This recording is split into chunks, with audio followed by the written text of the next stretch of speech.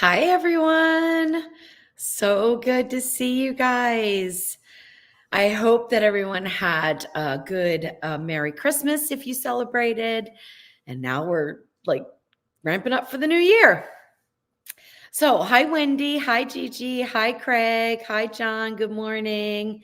I hope everyone is doing well. I'm tired. I'll tell you that right now. I did not sleep at all last night. Like, it was one of the worst sleep nights I've had in a very, very long time. Somebody gave me the angry face. I think that was by mistake. I hope, at least. Um, so how's everyone doing? Hi, George. Hi, Annie. I don't know. The dogs start. Hi, Robin. The dogs just started their little wrestling. It's like this bewitching hour, right? It seems like every time I go live, that's what happens. But it is what it is. So Jeff will be home about 7:30. So I'll probably mute the live at that time because it will get a little bit loud for a minute. Hi, Jen. How are you? Hi, Daddy Dutch. Hope you had a good Christmas. Hi, Linda. Hi, Valerie. Happy New Year. Hi, Kaylin. How are you? All right, guys, what are we going to talk about tonight? Do you have any questions? Did anyone get anything cool for Christmas? Any kind of kitchen gadgets or kitchen appliances? I want to hear all about it. I didn't really get it for Christmas. What I got it for was it was on sale a long time ago, like months ago. And I just tried it out last night because Jeff and I had chicken and waffles last night for dinner. That was our dinner. He's working day shift. So, like, doing some kind of big prime rib just for the two of us, that wasn't going to happen. So he loves chicken and waffles. So I said, okay, I'll make chicken and waffles. So I brought out the new Ninja. Well, it's not new. It's not new to anyone. It's been around for years, but it's the Ninja waffle maker. And so I tried it out for the first time yesterday, and I really like it. I mean, it's a, one hit wonder kind of thing. Basically, you do waffles in it. Although I was thinking, I wonder if you could pour in like more of a liquid kind of bread batter that was seasoned differently and do different things. So I'm sure you can make cornbread waffles and things like that in it. So anyway, it's kind of cool. I liked it. It worked really well. It got the waffles done perfectly, and you don't have to flip it. So it was kind of nice with that. Hi, Joanne. How are you? Hi, Linda. How are you? Oh, Robin got a chef torch. Those are nice. And Robin, after you use it a few times, if you find that it's holding the propane and working well, please message me the brand, because I have been trying several different brands out and they always work fine, for a month or two, and then they fail. I mean, they're like not very expensive. So maybe if I went up a little bit on my price point, I might get a better one. But I definitely am in the market for one that holds its charge, because mine just don't seem to do that. And they're kind of a pain. I'm also pretty particular about how I want to be able to light it. I actually bought from Walmart because I saw people using it. It's actually like one of those propane torches. And I bought the torch and I bought the propane. I have no idea where it is. Like, cannot find it. I don't know if I left it in the cart when I was putting things in the car. I have no idea. But yeah, I can't find it. Annie, I'm sorry you're in a lot of pain. That's another thing I got for Christmas. Jeff got me, and we don't exchange gifts usually because, like, I don't know, if he wants something during the year, I'll get it for him or he can get it for himself. So we don't really put a lot of emphasis on gift giving, especially between each other. But I was surprised he brought me home a package. I felt kind of bad because I didn't have anything for him, not even a card. But he came with a beautiful card and then this big, package, which was in a nice bag and everything. And it is a neck massager and it is incredible. Like, it works so well. I can't believe it. I feel like there's a person back there, like, massaging my neck. I just love it. So I used it a little bit on Christmas Eve because that's when he gave it to me. And I haven't needed it though, because I've been home and I haven't been at work standing all day and I haven't been doing a whole lot of cooking. So I'm good. Hi, Lynette. How are you? Hi, Patricia. Thank you so much. We need a repeat of turkey peas with spaghetti. Oh, like turkey tetrazzini. I have a turkey tetrazzini recipe. Is it 7:30 already? No. Come on, guys. You're a little preemptive here. Daddy's not home yet. Yeah, I have a turkey tetrazzini recipe, which would be a spaghetti turkey with peas in it. It's good. Oh, cool. Wendy got a digital meat thermometer. That's awesome. Hopefully it is accurate. I mean, they've come a long way, so they usually are. I just found out today, somebody messaged me that there is one that is available for pressure cooking now, and it is completely Wi-Fi. It's like a little probe, and it can go inside the pressure cooker. Although, like, the cap still looks, I don't know what the material is, because even though I read the description, it wasn't clear what it was. So I'm assuming like it's not plastic, right? Because wouldn't that melt under pressure? I would think so. So it's got to be something pretty heavy duty. So I'll have to try that out and see how it works. Oh, now, John, that sounds wonderful. So you've got a new kitchen remodel. That's awesome. But it's also kind of a pain, isn't it? Oh my gosh. But I'm happy for you and Barry. That's awesome. All right. Oh, so Wendy says there's so many other things you can do with a waffle maker. Do tell me. This is not one. Well, you could open it up. Now that I think about it, you don't have to pour the batter in from the top. You could open it up and put like a sandwich in there and grill a sandwich, I guess, right? That would work. But yeah, if you have any other ideas, let me know. All right. So Craig was good. He was on the good list, not the naughty list. He didn't get any coal. That's good. Hi, Judy. How are you?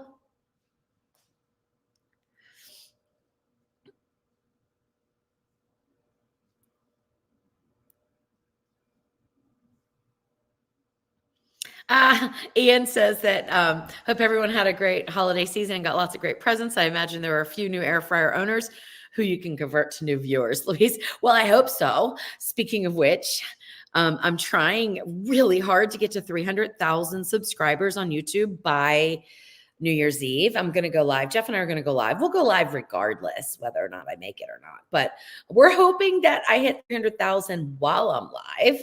That would be awesome. We haven't set a time yet for it, but I'm thinking probably, I don't know.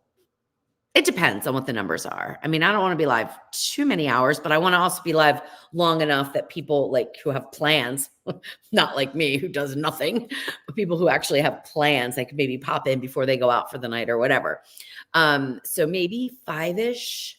Gosh, I hope I can handle that long of a live. But anyway, so I'm not making any promises because I'm never up till midnight on New Year's Eve or any other night usually. So I'm not making any promises that I'll be live all the way to midnight, but I think we'll do it around 5 and do a little appetizer. Jeff's going to play the guitar and stuff like that. So it's just going to be chill, just chatting, that kind of stuff. You can listen to Jeff play and things like that. So if you have not subscribed to my channel, if you would, I would greatly appreciate it. If you know anybody who got an air fryer or a new Ninja or something like that, and you want to share my channel with them, I'd appreciate that as well. All right, let's see. That's funny. Hubby got a lump of coal soap bar. Okay, 2 years in a row. There you go. I bet that works well though, right? Grilled ham and cheese, Valerie says, that's good. All right, we got our first question. So let's definitely dive into that one. How is the Ninja Combi cooker better than the Ninja Foodie Steam Crisp? Obviously, the Foodie has the pressure cook function, but what is better about the Combi? I'm not going to say that anything's better about the Combi because I don't think anything's better about the Combi except maybe the way you access food. And that is a personal preference. The Ninja's bigger. So there's more, okay. It is bigger. It is, especially if you have 8-quart, it's definitely bigger as far as what you can fit inside. But with the Ninja pressure cooker and air crisper, or the steam crisp, as you're calling it, you open the lid to stack things down into the pot. With the Combi, you open a door like a regular oven. You do have a window on there, but I'll tell you, you can't really see in that well, especially doing what is it called? Combi crisp and combi bake, because they don't call them steam crisp and steam bake, although essentially it's the same thing. You can't really see in there because it's all steamed up. Um, but there is a light, so you could, if you're air frying or something, you can put the light on and look in there. So those are, I guess, some advantages to the combi. But all in all, now, okay, the other thing is, as I think it through, the combi makes better bread, in my opinion. And that is mainly what I've used it for. So I'm not really like totally well versed in all the things that the combi can do because I've mostly made bread in it. But what I've noticed is a difference between the combi and the Ninja Foodie pressure cooker and air crisper is even if you're going to steam crisp or combi crisp the bread gets done on the underside as well as it gets done on the top. So it's like perfect loaf of bread, like perfect for a crusty artisan style bread. It's perfect. Whereas the Ninja Foodie, because the bread sits lower in the pot, there's not as much air circulating underneath. It doesn't get brown underneath. I usually flip it over about 75% of the way through the cooking process so that it can get that crispy bottom. You don't have to do that in the combi. And that's a plus. Now with the combi, you are limited, and with the Foodie, you are limited in the amount of cups of flour that you can put in your bread dough because you can't have like a 6, 7, or 8 cup bread dough and expect it to rise and bake like you could in the oven because it's just too small of a space and it rises up and hits the element in the combi and in the Foodie. So you have to take that into consideration and make lower volume loaves. So usually I stick with about 3 cups of flour per loaf of bread that I make in the combi, and it works great. But all the other functions are the same. So, I mean, my pick is still the Ninja Foodie pressure cooker and air crisper as an all-around, all-purpose appliance because it does everything. The other thing that the Ninja Foodie pressure cooker and air crisper does really well that the combi can do, but it's going to be awkward as all get out, and that is to saute. So you can technically turn the heating element on the bottom of the combi on. You can have the tray in there. You can have oil. You can put your vegetables in there to saute.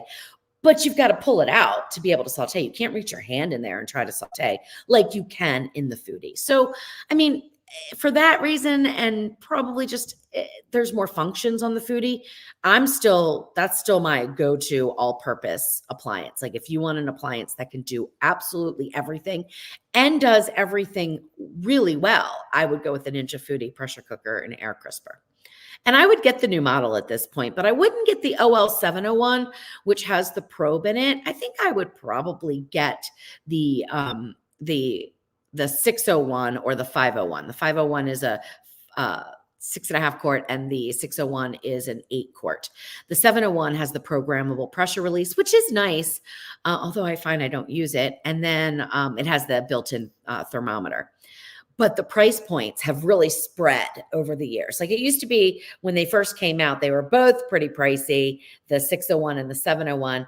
And the 601, it was like $20 difference to get the one with the thermometer and with the programmable pressure release. So I would always say get that one because for $20, it's worth it. For $100, which is the spread now that I've seen, not worth it in my opinion. Okay, let's see. All right, Annie got a grater and a slicer. That's awesome. I also got a while ago, like I bought myself because again, it was on sale, a new Ninja food processor, and it's huge. So, when you buy a food processor, you got to really know what size you're buying because this one is so big that I have to do pretty large volumes of certain things. Other things won't matter. But let me just tell you, I don't think I will hand grate cheese ever again.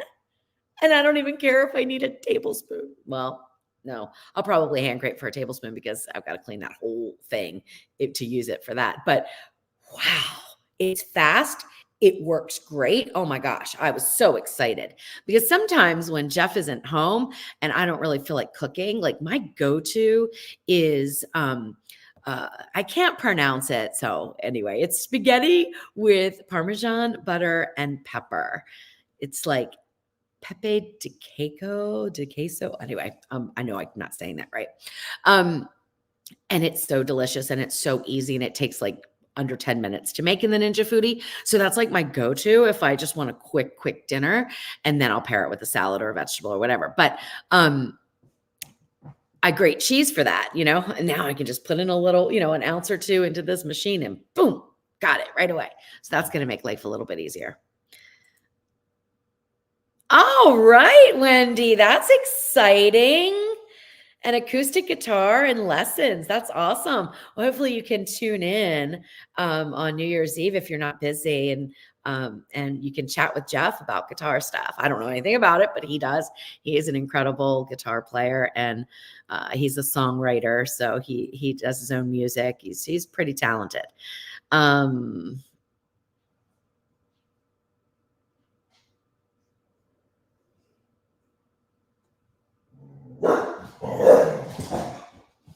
Okay, I'm sorry, I'm reading some of the comments, but I don't understand some of them. So I'm going to just move on. Robin, you know what? When Jeff gets home, I'll ask him to look and see. I don't remember. Oh, you know what? The box is right here. I'll go find it. Hang on.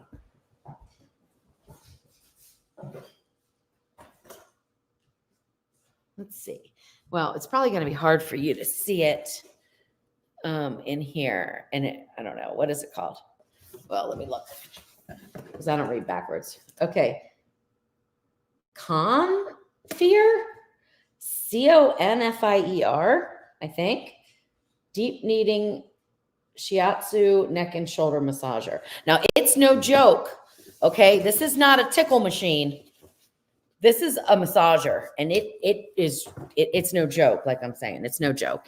It's for serious muscle penetration there, because in fact I have to be careful. You don't want it to be like, you can pull it like closer to your back.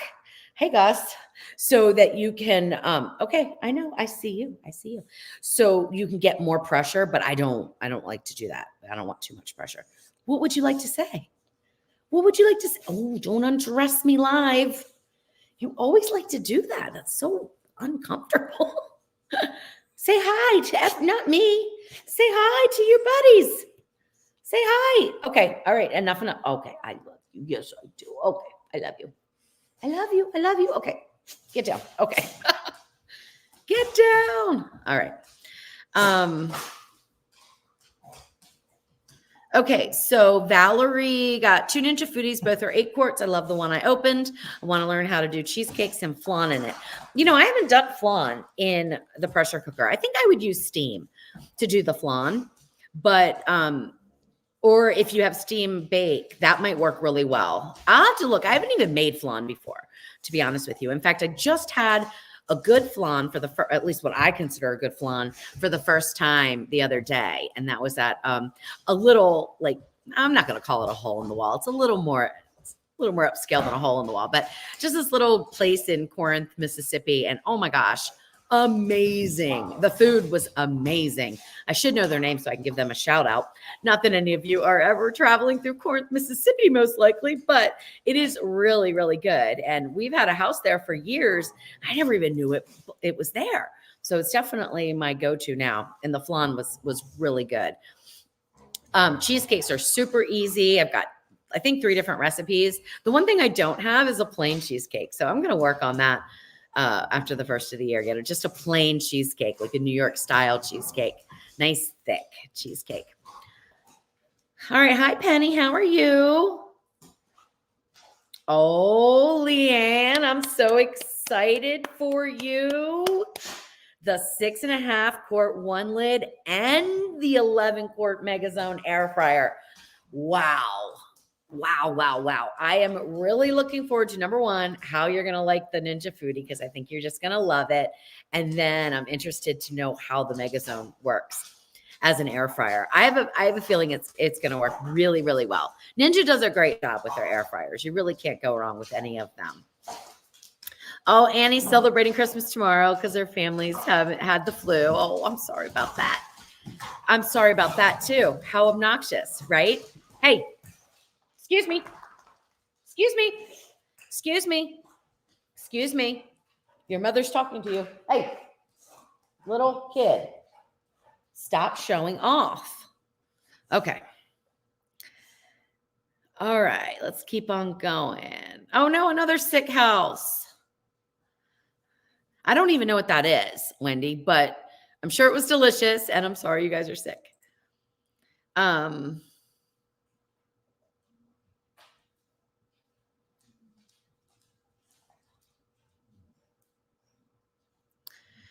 Okay, Patricia, I'm sorry. I'm not. Oh, I do know. Oh, I do know who you're talking about from Annapolis. That's right. That's right. I do know who you're talking about. At first, I was like, I'm not making the connection. I got you now. I got you. All right, let's run on down here and see. Hey, Jolene. I was just wondering about you. Glad to see you're back. Hi, Kat. How are you? It's Kat's first live. So this is the Q&A where I just kind of chat with everybody, answer some questions when I can, and we just have a little good time for about an hour. And then on next Tuesday is when we do the live cooking show. All right, I'm going to scroll down here.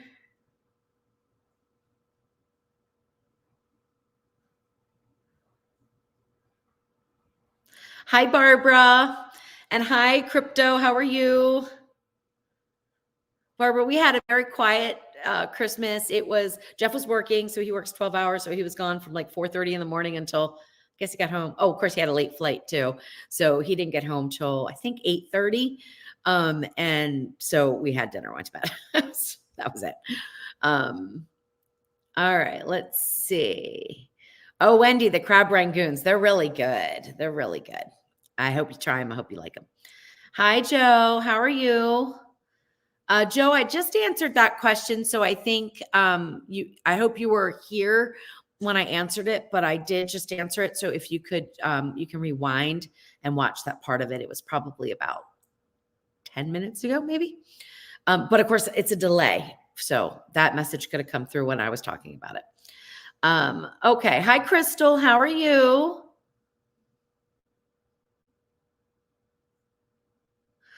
Yes, Patricia. I had a barbecue place in Annapolis. That's right. That's right. Yep. So you can attest that definitely when I say I owned a barbecue restaurant, that in Annapolis it was a food truck, and then in Baltimore it was an actual restaurant. You can attest that I'm not telling tales. I was telling the truth. Okay, good, Crystal. You got your immersion blender. That's awesome, and some new cookware and lots of other good stuff too. Sounds like a wonderful Christmas. All right, let's see.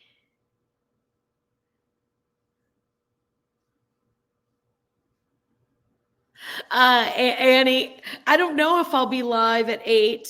I'm going to get off here, I think, as close to 8 as I can, because Jeff is bringing home Chinese food. So I don't want it to get soggy, like my egg roll. I want my egg roll to be crispy. Although I could put it in the air fryer, right? And I had him get Szechuan beef, which I do not think they actually put the Szechuan peppercorns in, because I think a lot of restaurants, they just forgo that, even though that's like the signature part of Szechuan beef. So I have some Szechuan peppercorns. I'm going to toast those up a little bit and crush them up and try to add them in, because I want to get what the flavor should be like, because I'm going to create a recipe. So trying them out from different places that we can get pretty decent Chinese food, and see if I can make it myself, and then do a recipe for you guys. And Wendy's on the ninja fence, but love how you give instructions. Well, get off the fence, because I'll tell you, if the Ninja Foodie pressure cooker and air crisper was not awesome, I would not be doing recipes almost 5 years later. Seriously, because if it was junk, I would be the first to tell you it's junk. Seriously. But it's not. I mean, it works great.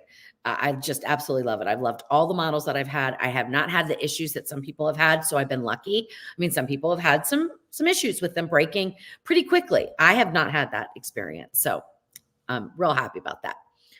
All right, Sharon. Hi, how are you? I tried your peppermint meringue cookies and they were a big hit with my coworkers. Of course, I had to use a hand mixer. I ordered a KitchenAid mixer to make it easier for Christmas.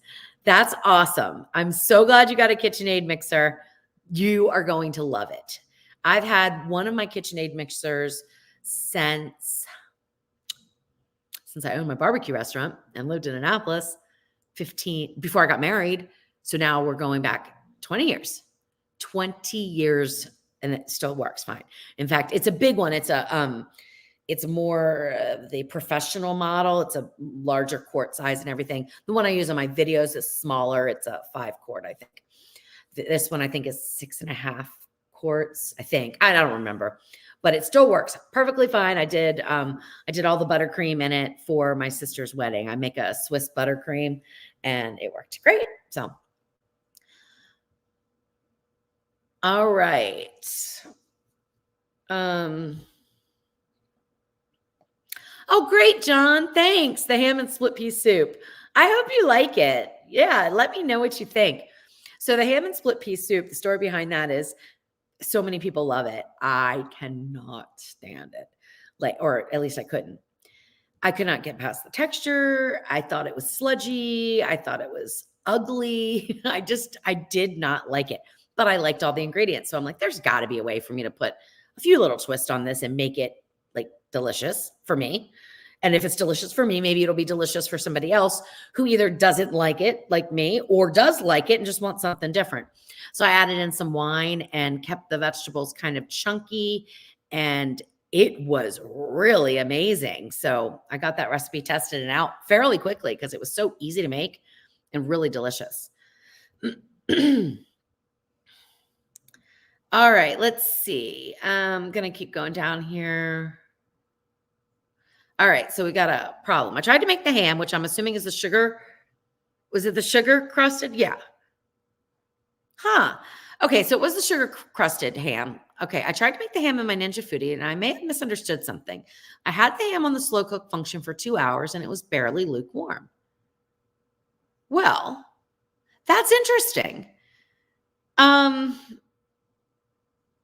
Because I mean, it's not, it should have been about 145 degrees, which is way more than lukewarm.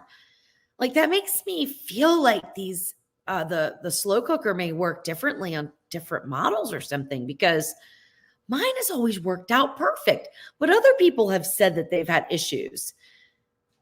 Did you have it on high? That would be the first thing, because it needs to be on high for 2 hours. Low would take longer. But yeah, I'm really sorry about that. Did the oven dry it out? That was my fear. So I started the recipe testing in the oven, but because it was spiral sliced, I just felt like it was just get too dry. But when I put it in the slow cooker, it worked perfectly, and then put on the sugar crust and it was, oh my gosh, so delicious. So yeah, let me know. Did you go on high? Because that, if you went on low, that could be the issue. If you went on high, then I would start to wonder about whether or not your slow cooker feature is working correctly, or what size ham. Oh, I didn't even think about that. I hope I addressed that in my recipe. I might have forgotten, because if your ham's bigger, it's going to take longer, even on high. Oh my gosh. I'm not sure if I put that in there or not. Oh my gosh. Leanne. So Leanne, I know Leanne loves the Combi. So anybody that joins our group on Facebook, Leanne and Shirley are both really, and there's a few other people, I just remember their names, are wonderful people to ask questions. They know way more about it than I do. They've cooked in it a lot more than I have. And so she says she sautés very well in the Combi with a long spatula. I haven't tried it, so maybe I shouldn't speak before I try something, but to me, it just seems very awkward. So just thinking about it, like I said, I haven't tried it, but if she's doing it, then it's working, right? Oh, but okay, so good, but it was a big hit. And the only bad thing is I didn't have any leftovers for the pea soup. Well, that's always good though. When you don't have leftovers, you know you did something right, right? All right, let's see. Oh, great, Marty. I'm so happy about that. So yeah, baking bread in the Smart XL grill, because it's low, it's a lower profile appliance, can get a little tricky. So I'm glad it all worked out for you. Jolene, I think that might be the one I have and I was talking about earlier. It's huge, isn't it? My goodness. It's big, but it does so many things. So I'm pretty excited. Like, I have a recipe coming out tomorrow for ham salad, and I used it. I'm like, I haven't had a food processor. I use a knife, but there are some things that I'm finding, and as I get older, I know I'm not old, but as I get older, doing fine knife work really can put a little bit of stress right here because of all my years of nursing. I think I have a little carpal tunnel. So I'm finding that when I'm doing that kind of really fine knife work, like for an 1/8 of an inch dice or something. Okay. We're muting. We're muting.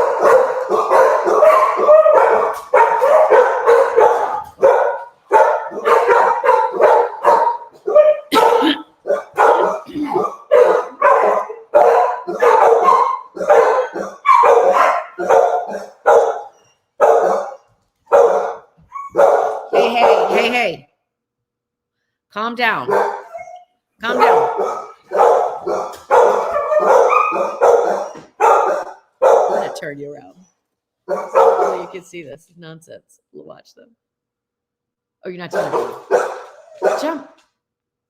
Gus, are you going to jump? He's not doing it.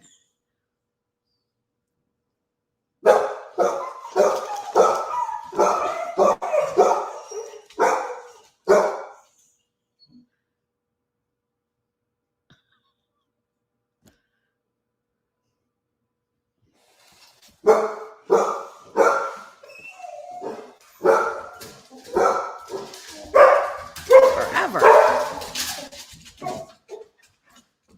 don't think you were muted. What? I don't think you were muted. Oh, I tried. Oh. I wasn't muted? Oh my gosh. I'm so sorry. I did the wrong thing. I muted my computer instead of the program. Oh my gosh. I am so sorry about that. Jeff's like, I don't think you were muted. So you heard all that nonsense, right? Okay, but now it'll be fine. I am so sorry about that. Oh, I feel terrible. That must have been horrible. Oh, people are going to be like, I'm out. I don't blame you. Hey, Debbie, how are you? Now, I was in the middle of saying something, but I don't remember what it was. I have absolutely no clue what I was talking about. Let me think. I don't remember. So anyway, if you're interested in what I was saying, you remember, you can remind me. I have absolutely no idea. Hi, Dee. Happy holidays.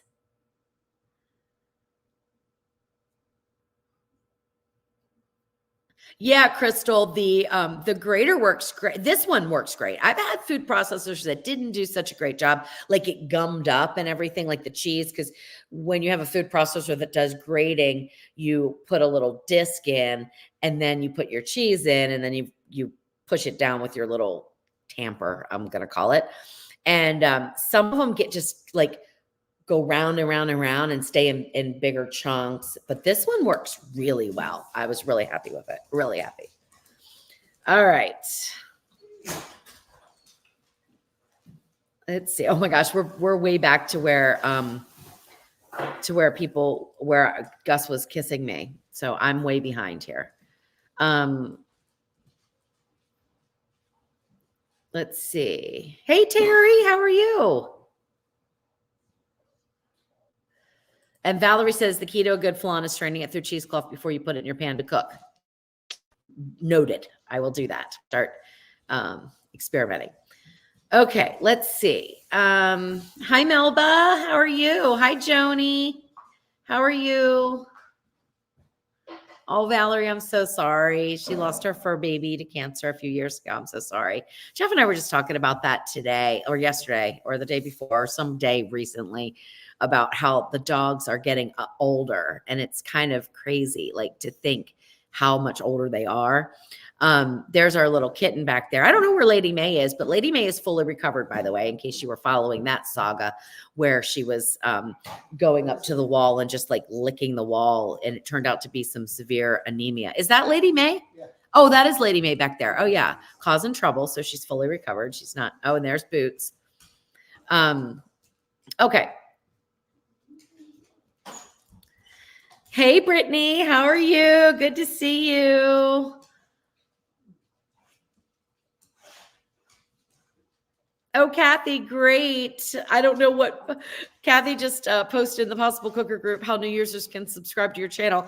I hope it helps. Well, I hope so too, but that's not my group. So I hope you don't get in trouble. I don't know whose group it is. If it's Lauren from the Tasty Traveler, she probably won't care, but I don't know. She might even delete it because they don't allow like a lot of, even though she's a friend of mine, she may not want it in the group. I don't know. But anyway, if it gets deleted, don't, I appreciate you so much, but don't get in trouble over me. Okay. All right. Okay, Cindy, can you change your recipe for the ham and bean soup with the bacon, but without split peas? Don't like that using regular navy or northern beans. Yeah, I mean, yeah, you certainly could. I mean, it's going to be different. It's going to be a ham and bean soup then, which I have another recipe for that.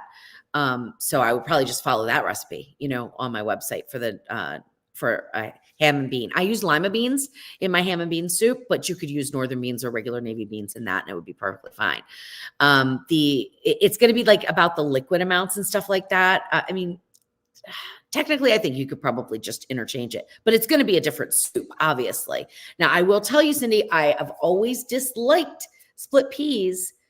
And unless you have a real aversion to peas, you might give it a try because this version's pretty good. But yeah, you definitely can. But I would think I would just go with my navy bean, or not navy bean, my lima bean and ham soup, and then just switch out the beans if you don't want to use lima beans.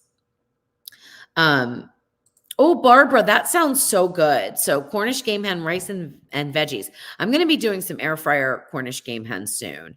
So I'm looking forward to that, to testing that recipe. Okay, Kat, so interesting that you bring this up because first of all, I had an opportunity to do some work with them and I was just too busy and I'm not familiar with them. I've never used the pans, but I have heard that they're really good. So I think I'm going to venture out. I believe they might make a carbon steel wok and I don't have a wok. So if they do, I think I'm going to try that. If it's going to work with induction, I'm still doing research on that. So yeah. I think it's a good brand, but I don't have any direct experience with them to really be able to tell you or not. So if anyone else in the chat knows if they have any made-in products, then I'd love to hear from you. And I'm sure other people would be interested too. All right. Yes, Annie, egg rolls in the air fryer work wonderful. I love them. All right, let's see. A hot chocolate melter thing. So when I make hot chocolate bombs, it'll be easier to pour and form. Oh, cool. Very cool. Okay, Debbie wants to know how the YouTube account is coming. Let me check it out. Hang on a second. It has slowed down a bit. Like I was excited thinking that I actually was going to make it. I'm starting to really doubt it now. So I'm at 296,798 and so 296,798 subscribers. And I really should have been at 297.5 by now to stay on track for hitting 300,000 by the end of the year. But you know what? If I make it, I make it. If I don't, I don't. I'm not going to cry over it. That's for sure. Okay. Do you have any other cookies that I can bake in my Ninja oven? Sharon, you can bake any of my cookie recipes in the Ninja oven, even if I bake them in a regular oven, because guess what? I don't have an oven at home and I always bake my cookies in the Ninja oven and I don't change a thing. I don't change one setting. Bake in whatever temperature it is and it works out great in the XL Ninja oven. That's the bigger one. Now, if you have the flip, that gets a little bit trickier because it's smaller. You are going to have to decrease your time and temperature a little bit. But yeah, any of the cookies can be made in the XL oven and they work out great. Like I have a tube of cinnamon bun. Do I call them cinnamon bun or cinnamon roll? Cinnamon roll cookies. And I brought them home. They were at work and I brought them home because I was writing the post and I needed to know how to reheat them from frozen because I just took half of a roll and wrapped it really well and put it in the freezer. So I sliced them from frozen, put them in the Ninja XL oven, and I forget what I baked them at, but basically then I double tested that at work in the regular oven. It's exactly the same. So, and I've done that with chocolate chips and peanut butter and everything else. So yeah, anything will work.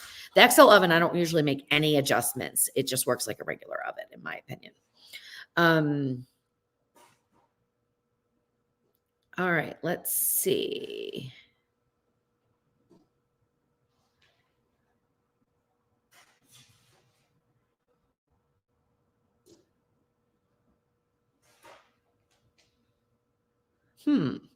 So Jane, we're back to the ham. That is really odd.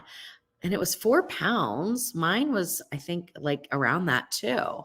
How interesting. I don't have an answer for you because I mean, I made it so many times. Like I slow cooked it. How many of those hams did I slow cook, Jeff? 3 or 4? 87 hams. No, not that many. And it worked every single time in 2 hours because I thought it was going to take longer, but it didn't. So I'm real sorry about that. I don't know. I'll wait to hear if there's more feedback like that. And then I'll make some adjustments in my recipe and let people know that if it's your first time doing it, you may want to allow an extra hour or so. Now, yeah, I can't think of any. I just don't know why it would have been like that. I don't put any liquid in it or anything except for the honey stuff. So I don't know. Very strange. Okay, Crystal has a question. Can you substitute white chocolate for semi-sweet chocolate in a recipe? I made a recipe over the weekend and wanted to make it with my niece, but I'm out of semi-sweet chocolate. Yes, in most recipes you can. The only time that you really have to think about changing from sweet or semi-sweet or dark or white is when you are melting it because they have different melting points. But chocolate chips usually can be interchanged, no problem. Now it will change the flavor, obviously. White chocolate is sweeter. I don't use semi-sweet. So white chocolate's sweeter than dark chocolate, obviously. I even think it's sweeter than semi-sweet. What do you think, Jeff? What? White chocolate sweeter than semi-sweet? Yeah. I think it is. So you, depending on the recipe, you may want to cut down on the sugar, but it depends on the purpose of the sugar in the recipe. If it's just for sweetening, then you could probably cut down. But if it's actually for structure, like some kinds of cookies and baked goods are, then you would want to probably not mess with it and just deal with a little bit of sweetness, a little bit of extra sweetness. Okay, yeah, Jane, good question, and I'd love to talk about this. So, will I have any more recipes for the outdoor oven? It's a little daunting. You know, it's so funny because I find the same thing. I love the oven. I love the idea of the oven, but I don't like working with the oven. And that's the honest truth. And the reason being is because it's so hot. So the advantages of it, it's so hot, you can't do back-to-back cooking in it. So it's like when I'm testing a recipe, I can't just say I'm going to test this 3 times in a row because you can't do it. You have to let it cool down because you can't even get the tray out. You can't put your tray safely anywhere inside. I mean, at least not on my countertops, or I wouldn't want to because it is so hot. Well, of course, if you're cooking at high temperatures, like the recipes that I was testing, I was cooking at high temperatures. So I'm still in the evaluation phase of that. And because of everything else that's been going on with Christmas recipes and cookies and candies and blah, blah, blah, all that stuff, I have not gotten back to it. But I'm intrigued by it. And I think with the right directions and the right applications, it's going to be wonderful. I'm also having trouble no matter what I try to get my pizzas off the pizza peel. And that's very frustrating for me. And I'm using all the suggestions of, you know, the coarser flour, blah, blah, blah. I think next I might try rice flour or something like that. But yeah, so I agree with you. It is a little daunting. I mean, it works just like an oven. So just think of it as an oven, but plan ahead if you're going to do high temperature cooking.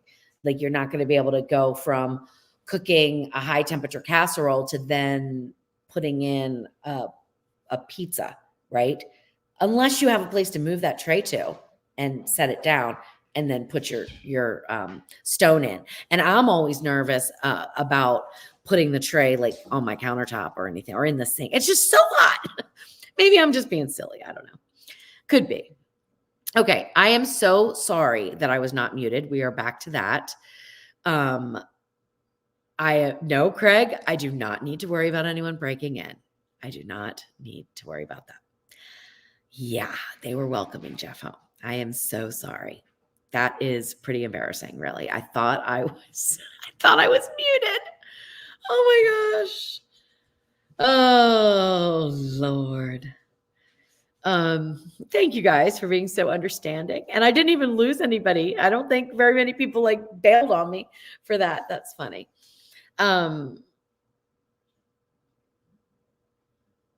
Okay, Annie, I heard that. But I've heard that too. But really, if you're, I don't know, I've been making bread in mine for a long time and I've never had any issues. I think it depends on how much you're putting in though at a time too, right? So how much bread dough.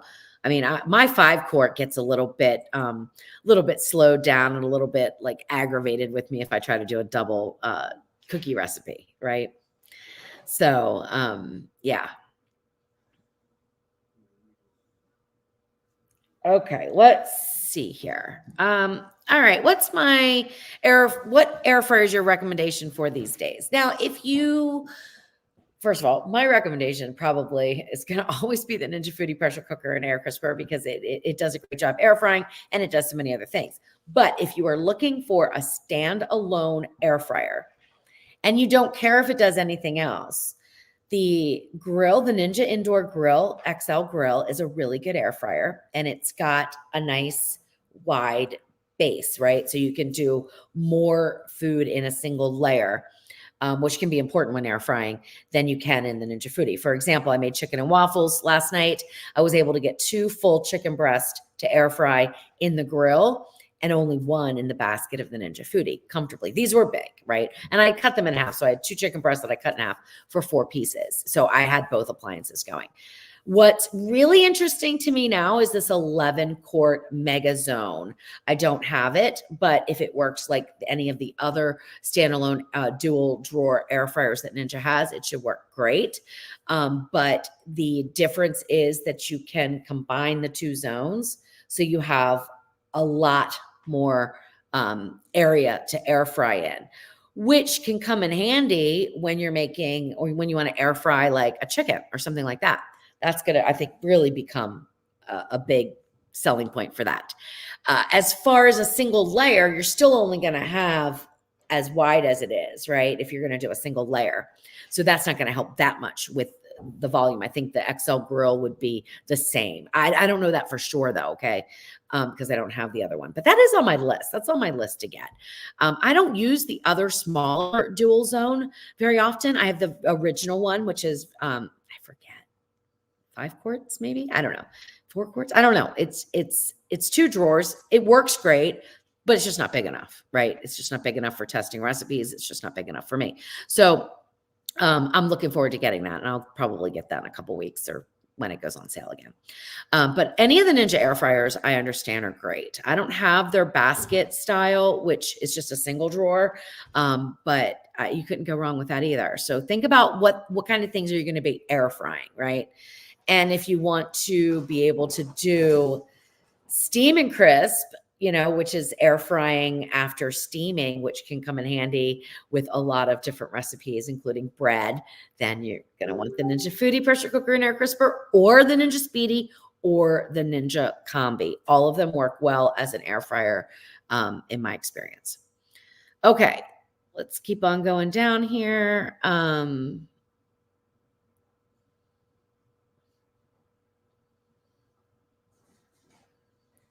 Okay, Zena, I have a recipe on my website. All you have to do is look up roast beef in the Ninja Foodie and you'll find my recipe so you can make that. Okay, this is a good question. If you're grating cheddar cheese, would it be better to freeze it first? I don't like to freeze cheeses and then grate them, but I do recommend grating them cold. Now, if you popped it in the freezer for like just a few minutes, it would be fine. But do definitely make sure it's coming right out of the refrigerator, okay? That's really important. You don't want room temperature cheese to be grated or it becomes just really soft and mushy and gets caught up in whatever you're using to grate it with. So definitely cold cheese is better.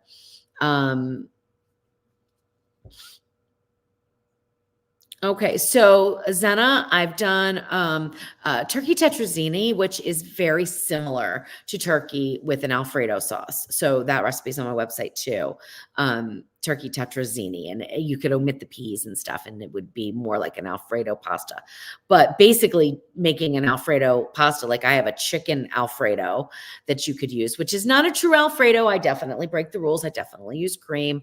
And I even think I used a roux in that, which is not the way you make a real Alfredo sauce. And I understand that. But in the US, that's how people like it. So that's how I made it. And instead of chicken, you could use your roasted turkey. So, yep, those recipes are available. You can always go to my website, thesaltedpepper.com, and just type in the search for what you're looking for, and you should get a hit. Hopefully, if I have a recipe for it. Okay, Cindy, I've answered the question. I've seen that this pop up a few times. Can you let me know that you did hear the answer? Because I did mention it.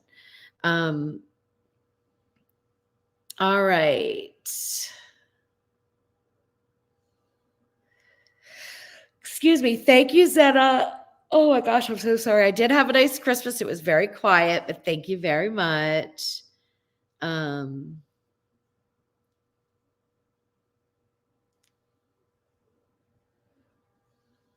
right, let's see. Oh, Brittany, that's interesting. Working on homemade baklava on the air fryer. All right. Yeah, let me know how that goes.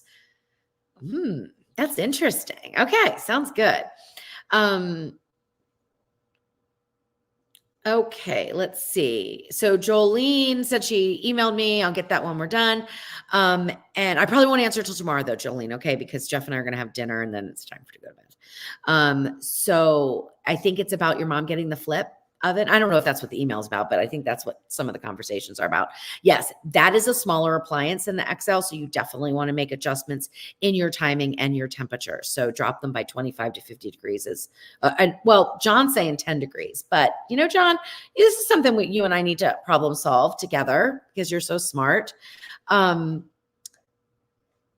you're dropping temperatures in Celsius, it would be less than when you're dropping them in Fahrenheit. Do you agree? Because if you drop 10 degrees in Celsius, it's going to be more like 25 degrees in Fahrenheit, right? So we need to think about that because I get that question a lot. How much do I drop the temperature in Celsius? And at first I was thinking, well, it would be the same, but I don't think it is. I don't think it is. I think you would drop it by about 10 degrees Celsius, but you drop it about 25 degrees Fahrenheit. So food for thought. Let's talk about that.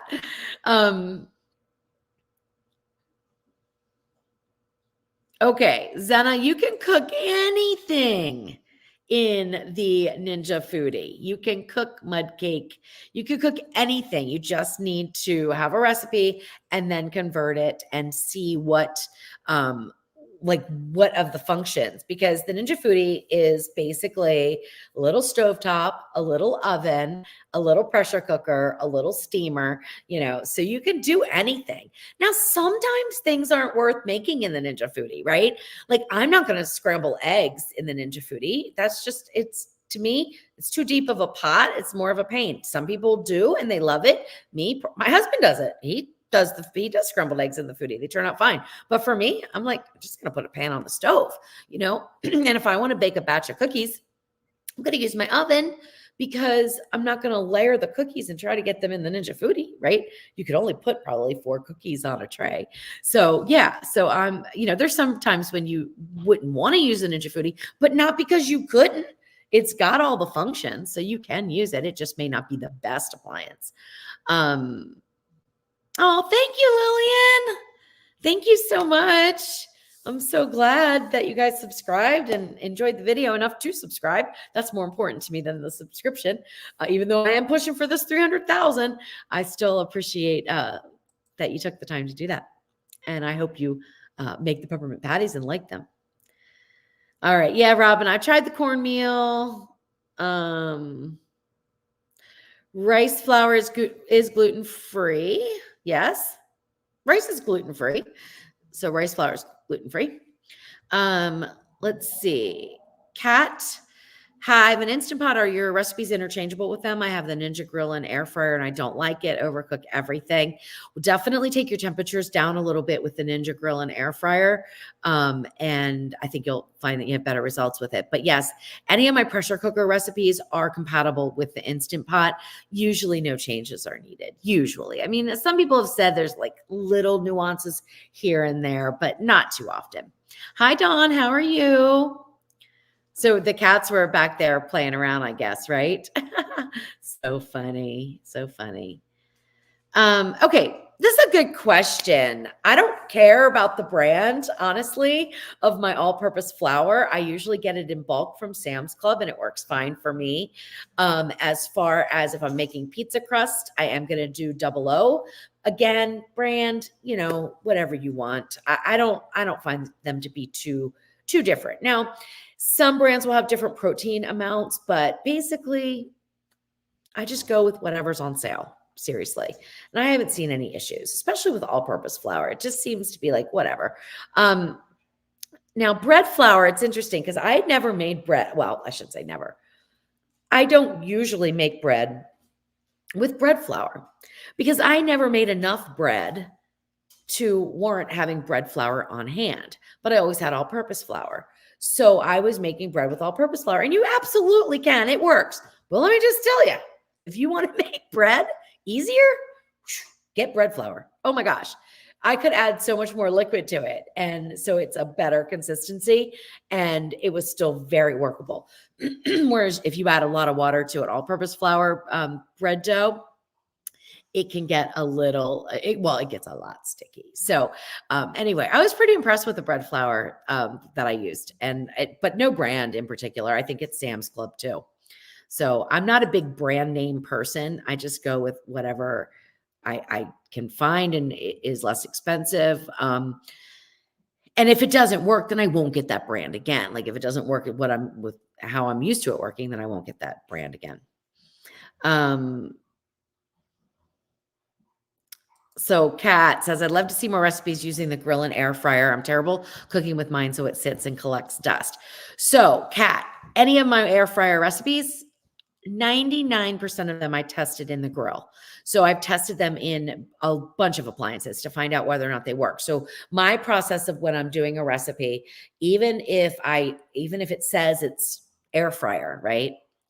You can know basically that I have taken that recipe and I have done it in the Ninja Foodie air fryer. I have done it in the basket air fryer, like my dual drawer air fryer. Not all the time, but most of the time I try to do the dual drawer because a lot of people have the drawer style air fryer.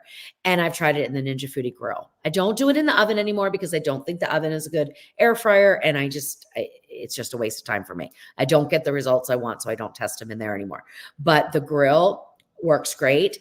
And I have never found that I needed to decrease the temperature, but I have found that I've needed to take it out a minute or two sooner. And if I found that out during my testing, it's written in the written post. So if you find an air fryer recipe of mine that you want to make, rest assured, you can make it in the grill and it's going to be delicious. I don't use the grill too much. I cannot stand cleaning it. I really don't like cleaning it. I do not like cleaning it. I do not like cleaning it, especially with higher fat foods and stuff. That filter and everything I got to take out, and I got to put that, what's that oven off stuff, Jeff? Whatever that is. Put it in a bag, soak it overnight, scrub it, blah, blah. Oh, I don't like it.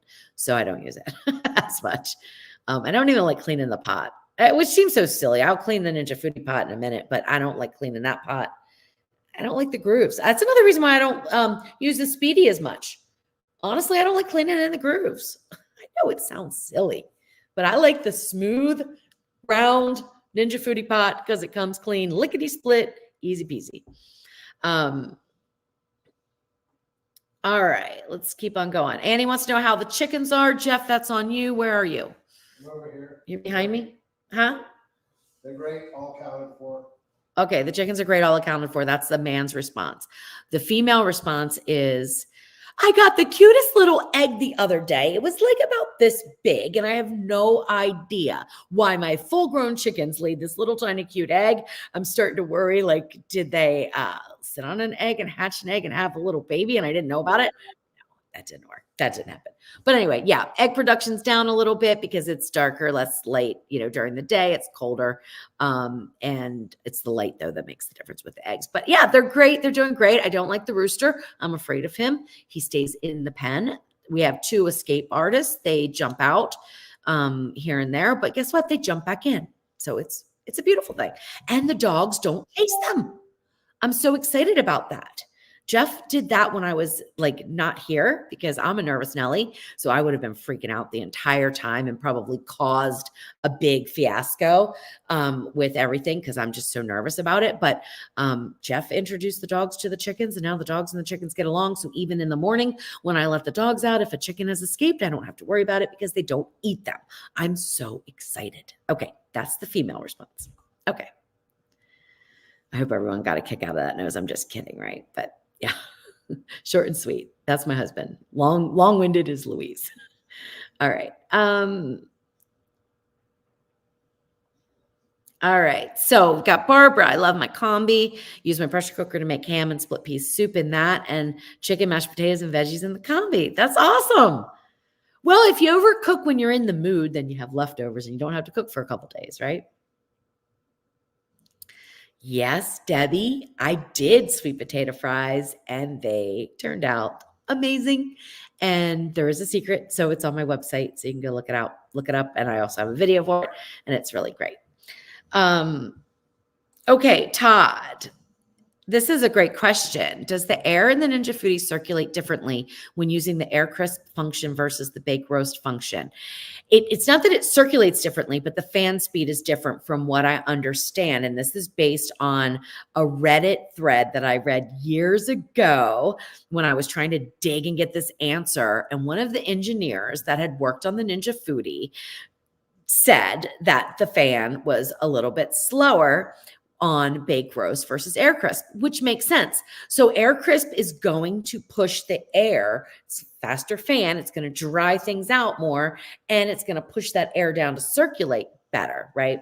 But you have to be kind of careful because like you would think, oh, maybe air crisping the bread is the way to go. And it could very well be if you drop your temperatures a little bit, because if you use bake roast, you can use basically a basic bread temperature in the oven. You do drop it a little bit though, because we're in a smaller appliance. But when you use air crisp, you might even want to drop it another 25 degrees or start off at a high heat for bread and then drop it down so that you don't get too much browning on the top before the rest of it cooks through. But yes, that is my understanding. Now, I don't have any way to test that or anything like that, but it makes sense. And I read it. You know what? I don't think I read it on Reddit though. That was about the PSI, I think. I forget where I found that information, but I did find it out, and I think it's a reputable source. Oh, I know who it was, Justin Warner, who did the cookbook for the Ninja Foodie pressure cooker and air crisper. He has his own cookbook, and he was, I think he said it in there. I think so. Okay. Bye, Dawn. Sorry you're not feeling well. See you next time. Okay. All right, let's see. Okay, so back to the Celsius versus Fahrenheit. So 10 Celsius is approximately 50 Fahrenheit. Oh, good. Okay. So now that's good. Thank you. Thank you. Thank you. Thank you, Mr. Smarty. What is double O? Oh, double O flour is, yeah, okay.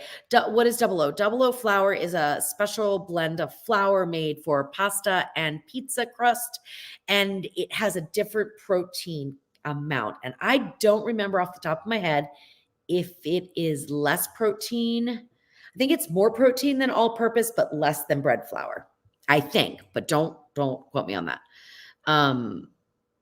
And John says that baker's flour is a good substitute for bread flour. Yep, probably higher protein. All right, let's see. I'm going to keep going down and we're going to get off here real quick because it's time to eat Chinese food that is now probably cold. Hi, Larry. How are you? So, Annie, this is a good question. It's kind of a complicated, but the higher the hydration of the bread opens up the crumb. It changes the way that the way it bakes. So higher hydration bread takes longer to bake, just so you know, because so it could be gummy in the middle if you don't allow enough time, but it just opens everything up. Like I've been working with 100% hydration dough and I've just been amazed. Like you get these really big holes in there and it's such a crisp crust. It's pretty amazing. Okay. There's a lot of differences and I'm not being technical at all, but a good hydrated bread dough is better than a dry bread dough any day.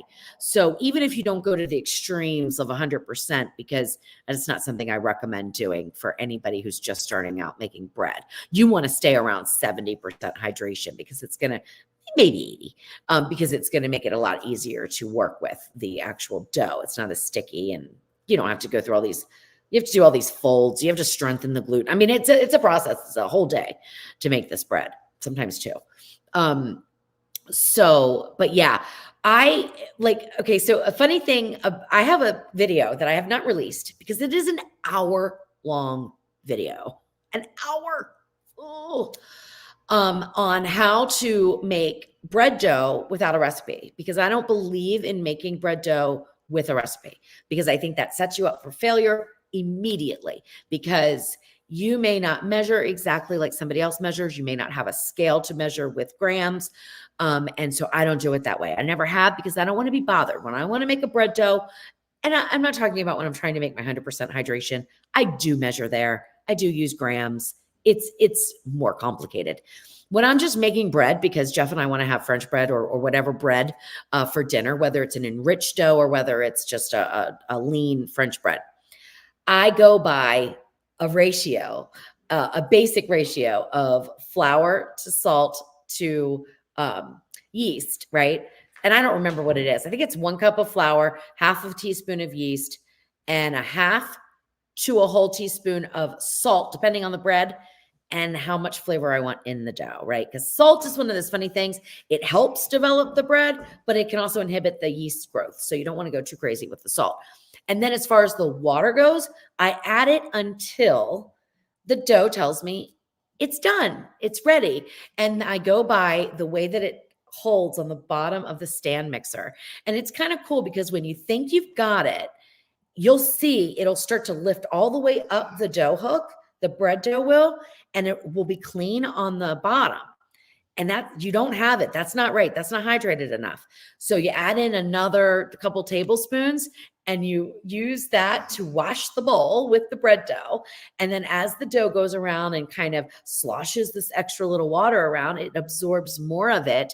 And I get, on average, because enriched dough, I go a little bit bigger, but on average, I want at least a quarter size sticking to the bottom of the mixer at all times. So as it's mixing, it's always holding on. And that tells me that it's perfectly hydrated. For a basic bread dough. Again, I'm not talking about 100% bread doughs or anything like that. And then I don't even have to worry about any calculations. So that's how I do it. But I didn't release that video because, man, it's long, right? An hour. Who wants to watch an hour video on how to make bread dough? I don't even think I go over how to bake it, because it's really just about getting the dough right. Because if you get the dough right, then you proof it. Like there's 3 steps in making delicious bread. Make the right dough, okay? Because if the dough's too dry, you're going to have terrible bread. If the dough's too wet, you're probably going to have terrible bread too if you don't go through all the process of what are they called? I want to say pinch and fold, but that is not what it is. It's something in fold. I don't even remember now. Coil folds, and there's another one. But anyway, and then proofing, because that's very important, and then baking. So those are the 3 stages. And this video only covered the one.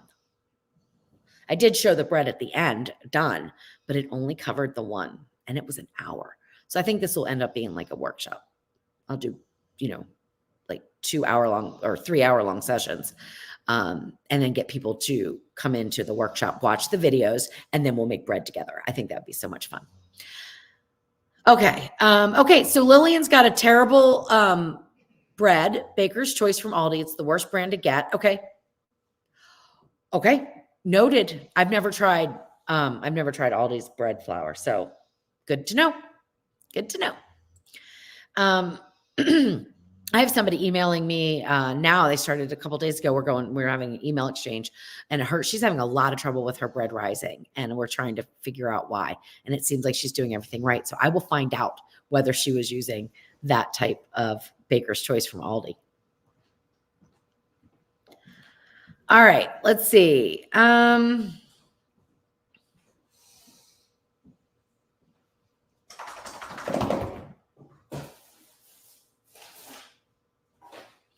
Yeah, Annie, that seems to be what most people are having trouble with, and it could vary in the reason why it's turning out.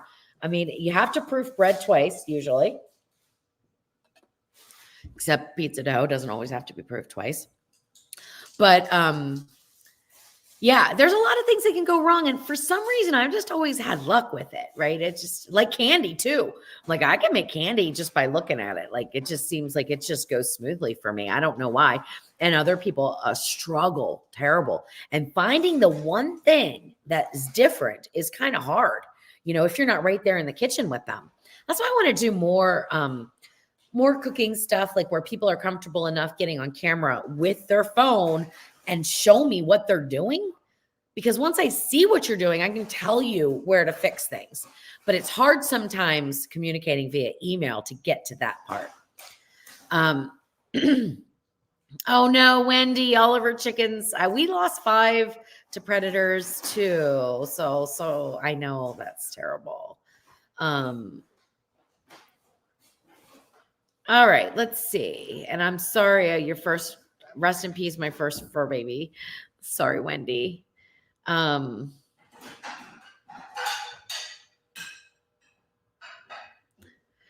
George, I have never even heard of an anemometer. Jeff, what is an anemometer? I've heard of it. I don't remember. Okay. I'll have to look that up.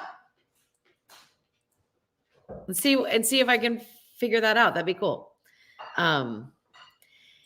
It usually is, Kat. And so what I've been trying to do is work with a no-knead variety. So I don't have to do all the coil folds, but it didn't work as well as I had hoped. It worked. It was a good loaf of bread. And for a beginner, they would be like, this is an awesome loaf of bread. But for me, it wasn't the same as when I did the coil folds. So it didn't build enough strength, even though I proofed it in the refrigerator overnight after proofing on the counter for a couple of hours.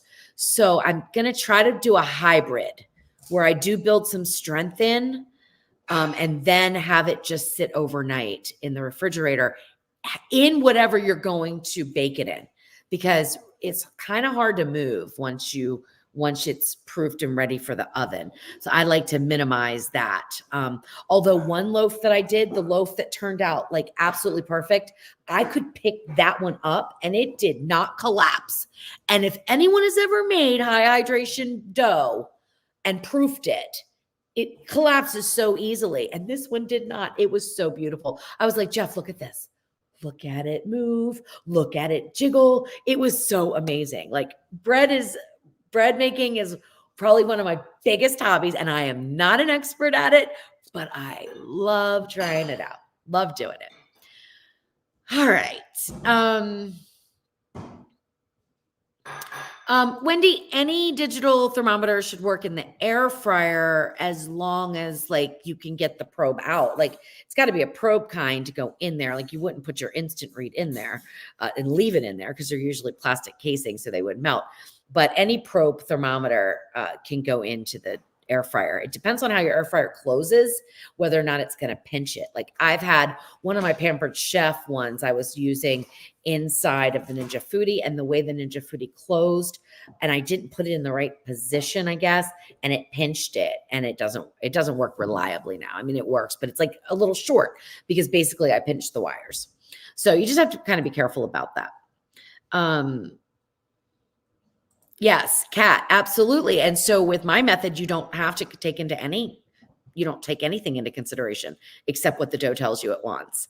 And so that's why I love it. And I do it all the time. Like I've done it since I was like a teenager, young adult. I don't think I was making bread when I was 16. I don't know. Maybe I was. I don't think so. But I've always done it this way. My mom's always done it this way, but she does it so that her dough goes up the dough hook. She says it's done when the dough goes up the dough hook. And that's a dry dough. It's a dry dough. So I've learned over the years, right?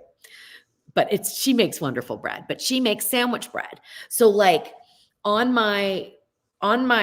got a comment the other day I thought was really funny from this guy on YouTube. And he said, my bread was anemic and it was too dense. And so somebody looks at a round of bread, right? A round loaf of bread, and they automatically assume that I was trying to make an artisan style crunchy loaf of bread. I wasn't. I was making sandwich bread. That's what that recipe is for, because it's super easy for beginners to make. It's a denser bread meant to be sliced and used for sandwiches or for toasting. It is not an open crumb, crusty exterior bread. It's a totally different recipe. But it's easy homemade bread. It's just a basic bread. That's the kind of bread my mom makes. And it's delicious, but we want to get the crunchy loaves sometimes too. So that's a little bit different of a process. But yeah, I love people that like want to like put me down and they're just like miss the whole point of everything. Somebody else said something to me the other day. It's on my website. They made a comment, and maybe I shouldn't even say this because maybe I'm the one that's missing something. But he made a pot roast recipe of mine, and he was very upset that it was well done. And I'm like, pot roast is well done. You want to make roast beef? That's a different process. But pot roast is well done. I mean, am I wrong? I don't know. You can let me know. All right.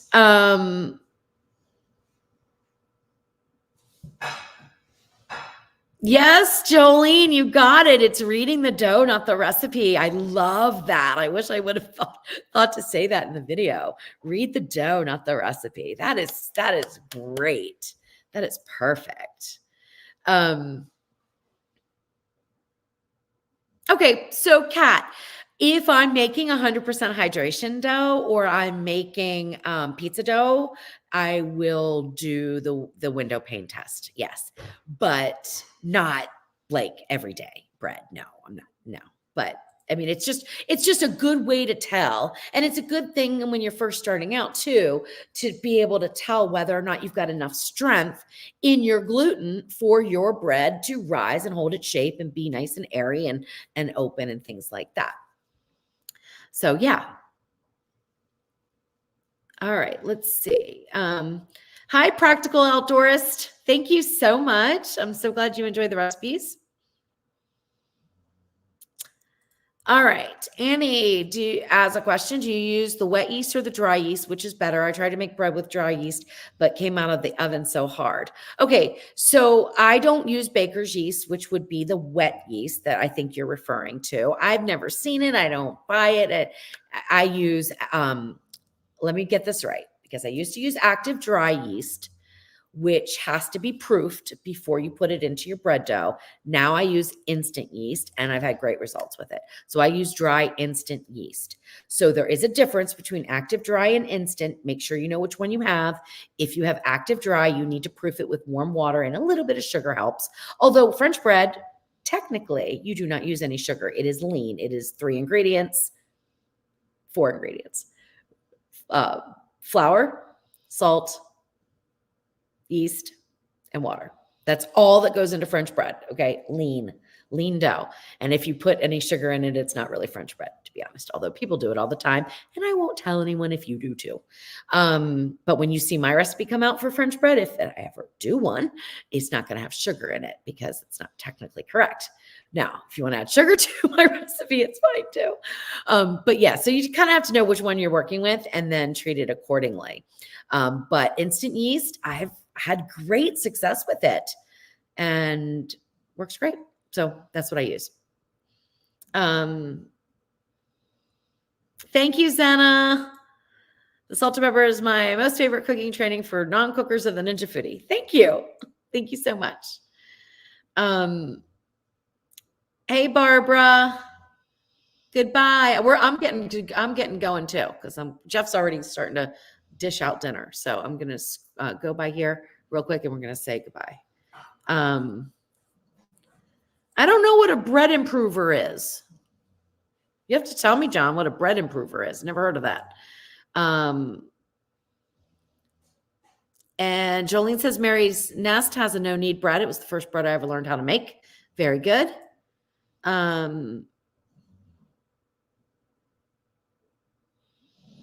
Kat says I've made 100% hydration. It collapsed. Yes. Okay. So I have made 100% hydration dough about 20 times. And it worked perfectly once. Okay. Collapsed. Well, it went into the trash about 10 times because I was so sick of it. That's when I was trying to do it with all-purpose flour, and you cannot. You just cannot. You have to have bread flour to do this. And then the other ones were either sort of collapsed, kind of collapsed. It just didn't work out. One worked beautifully. And thankfully, it was the one I made to take to my mom's house for Thanksgiving, and everybody loved it. It reheated so beautifully. You have never seen such a crisp crust. It is amazing. Now, yes, it softens as it sits, but you just put it back in the oven and it just crisps right back up. It's so amazing. Oh, Practical Outdoors. Did you make them? Did you make my recipe? If so, I'm so excited. If not, they are the bomb, even if it wasn't my recipe. All right, let's see. I'm going to go down here and try to, George wants to know what the Windowpane test. The Windowpane test is after you have worked with your bread dough to strengthen it, you actually stretch it, and you should be able to, it should be thin enough that you see light coming and you can hold your fingers behind it. I'm going to probably have something happen on the screen if I do that, but you can hold your fingers behind it and you'll see your fingers. So it's just that the dough is strong enough to be stretched really thin and not break. Okay. Because that gives you good structure. And when you're at higher hydrations with dough, structure is everything. Like, you have to build tension on the top of the loaf. I mean, there's a lot of steps to it. And I just am excited. I hope I can share all of it with you guys because it's just so much fun. And even when you fail, you still have decent bread at the end, unless you get mad like I do and throw it in the trash, which I've done a couple times.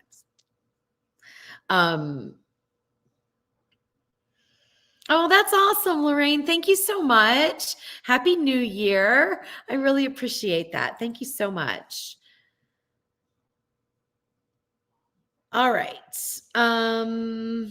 So you're going to try the wine. I'm not sure what that is. Is that in? Oh, in the cheese sauce? Is that what you're talking about?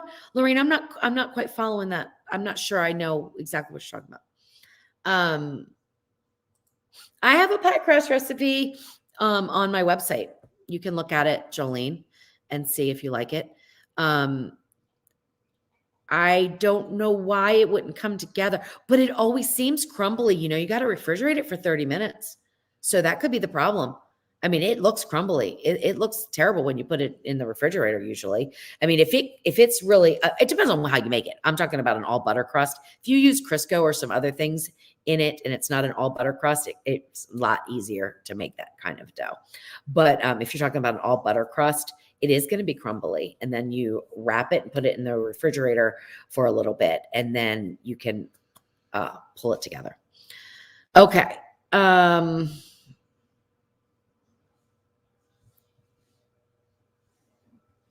Okay, so bread improver contains ascorbic acid or vitamin C and improves the texture of plain or baker flour for bread making.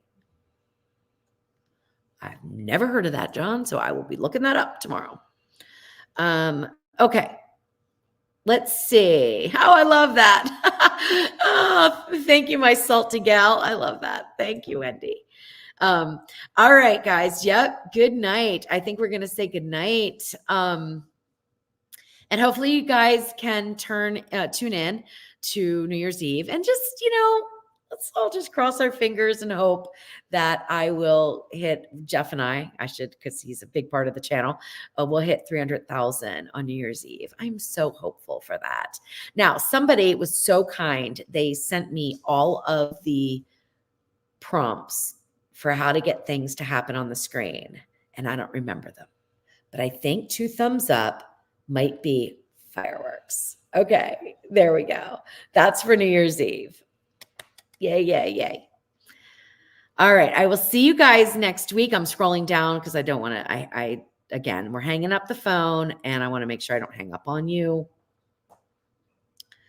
So Dallas, real quick, I want to answer this. I will try to get some pictures together for the next Q&A, or maybe even for the live on New Year's Eve.